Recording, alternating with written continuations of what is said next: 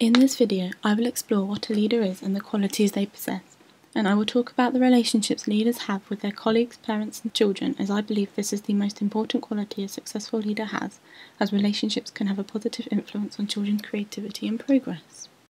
Whilst carrying out research to inform my understanding of leadership qualities, I found that leaders are different and they do not possess the same qualities, and so I brainstormed some ideas that I felt related to me. When I was reading, one statement really stood out to me was from Blue Mattel, who believed that good leaders come from building trust-based relationships, which I really agree with. I want to be a leader who has a clear vision for my classroom that can inform my presence, my classroom practice, the layout of my classroom and my classroom management.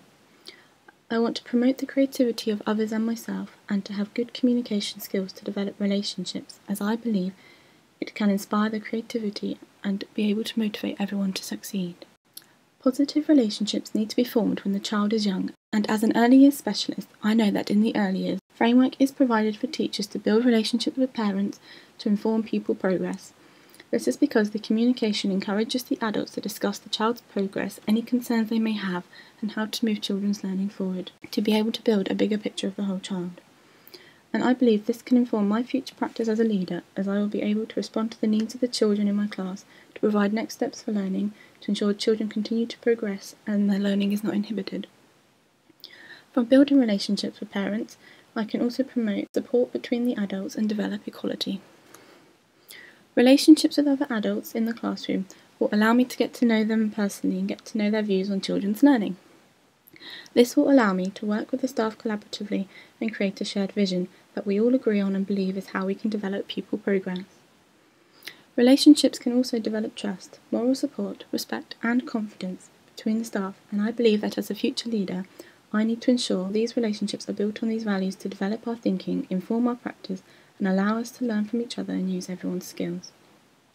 I currently work at Waitrose part-time, and I lead a small group of staff at the weekend, and effective communication is necessary to ensure I am a successful leader. To get the work done, I have to ensure that I communicate effectively with them to provide direction for the day, and however, I do not believe that this would be possible if there was no trust between us, as I believe that then I would not be able to lead them effectively and they would not trust that I know how to lead them. Successful relationships with staff also allow for negativity to be dealt with reasonably, as the communication between the staff and myself as a leader becomes more effective, which will allow us to avoid conflict through discussion. Silcott believed that positive relationships help to avoid conflict, which can impact on developing collaborative leadership that fosters happy pupils and provides opportunities for children to learn social skills and form successful relationships from observing the adults in the classroom. Collaborative leadership also allows for teams with a shared vision to work together effectively that impact on the outcome they are hoping to achieve, and in this case, the development of the whole child and the child's progression whilst in my classroom. As a teacher in training, I am led by the teacher standards to inform my future practice, and Standard 8 focuses on developing professional relationships with colleagues and parents to be able to communicate effectively, to develop pupil achievements and their well-being. Therefore, as a future leader, I must initiate these interactions and lead parents and staff to develop relationships rooted in equality, mutual respect and decision-making to inform the children's learning. In my future career as a leader, I am hoping to set up my own school focusing on the inclusion of all children through child-led learning, allowing children to take ownership of their learning as they become independent and confident learners. Crozier also believed that effective leaders were those who adapted their teaching to suit the needs and interests of the children to inform their academic progress. Now, I must ensure that I develop positive relationships to ensure my future venture as a successful leader of a school to be able to inform pupil progress. Brundet believed that successful leaders are those who have developed good workable communication systems and relationships with others that inform their classroom practice to inform pupil well-being, progress and happiness. This links in with Teacher Standard 1, which encourages myself to develop and provide an environment that children feel safe and secure in from building up these relationships. I believe that this can encourage children to become confident learners who take risks and develop their creativity in a classroom as they feel really secure. I also aim to be positive, give praise and provide encouragement to the children in my class to inspire them to become independent, creative learners, and studies have also shown that children's skills and academic ability progresses if they have successful relationships with teachers who support and encourage them to do well. Positive relationships can also be linked to the attachment theory, which suggests that when children have good relationships with their teachers, or can see good relationships with others, then they copy these positive relationships and interactions to foster their relationship. And I believe this develops the whole child, as I have led the children to learn to build positive relationships, develop their social skills, and learn to treat each other with respect, all of which are important skills that they need as adults.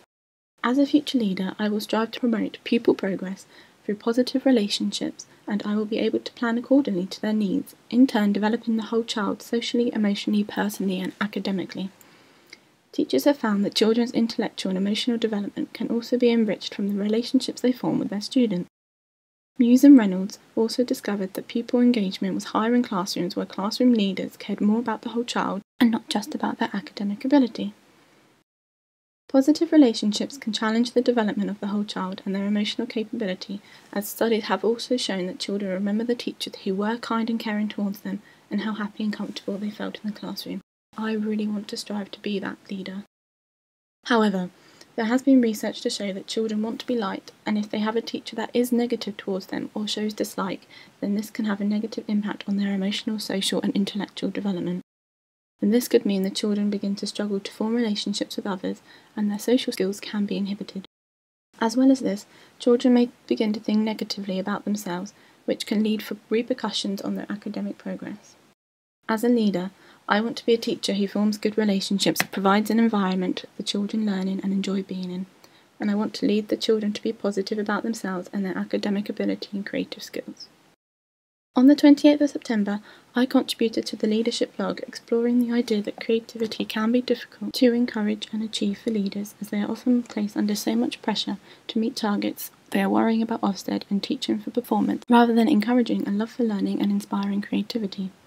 However, I believe that creativity is a key aspect in pupil progress, as it allows children to learn for themselves, make mistakes, and encourage independence. I will need to ensure that I create and provide a learning environment that children feel comfortable in, and this will occur from the relationships I have developed, as I also believe that the environment can have an impact on children's creativity as they become more confident. For me, creativity is more than being a good artist or a musician. It is about how teachers can encourage creativity through interesting, cross-curricular lessons, or how the teacher teaches, whilst ensuring that being wrong is acceptable in the environment, because Bennett suggests that creativity is finding imaginative solutions to problems. I really like this idea, as it portrays the message that being wrong is okay and that we can make mistakes. Creativity in children can also develop the child socially, emotionally, and intellectually, as they often draw on their past experiences to develop meaning and understanding for themselves. However, it can be argued that our current education system does not inspire creativity, because if being creative allows you to be wrong, why does our education system suggest to pupils that being wrong through making mistakes is not good enough? The Green Party published in their 2015 manifesto that their vision for education was to inspire and encourage creativity in the curriculum, whilst the Liberal Democrats Party wanted to develop creativity to inform children's learning of future life skills. I found that this emphasises the importance politicians believe creativity has in informing future education success.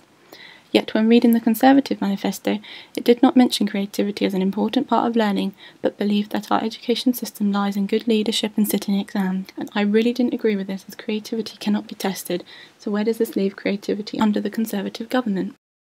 The role of the leader is to inspire creativity in the adults in your classroom as well, and in turn this can develop the classroom vision to benefit the learning of the children. By inspiring creativity, this can provide creative opportunities for the children and encourage the children to become independent learners. Tomlinson suggests that having good relationships and encouraging creativity in your staff can inspire good teamwork who share ideas, have confidence, and are positive to change the classroom and school's ethos to benefit the learning of the children. To conclude, positive relationships with staff, parents, and children will inform pupil progress and make me an effective leader. To be a successful leader, I want to inspire creativity, encourage freedom, have an open door policy so communication can be more effective for the benefit of the children and their progress, to be flexible and adaptive to change, and encourage children to be independent and confident learners, and provide a holistic learning experience and develop an enjoyment for learning in the children. Thank you for listening.